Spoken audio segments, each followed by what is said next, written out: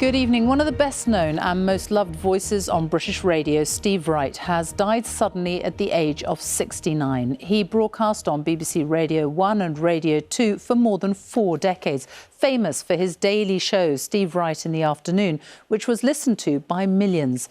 Messages have been pouring into the BBC since the news broke this afternoon from listeners and colleagues in tribute to the man they call one of the all-time greats. David Sillito looks back at his life. Steve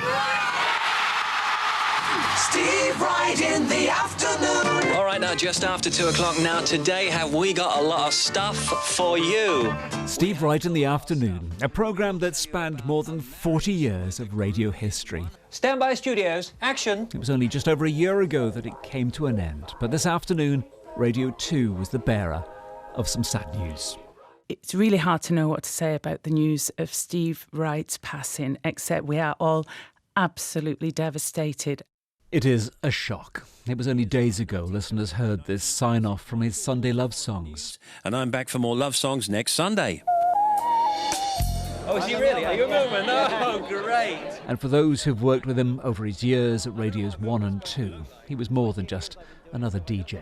From my personal experience, he was a very warm, genuine man who was concerned about the people he worked with, but an extraordinarily creative presenter. I mean, he was a real one-off. You know, there was no one else who sounded like Steve Wright. A lot of us tried to be as good as Steve Wright, but no one was that good.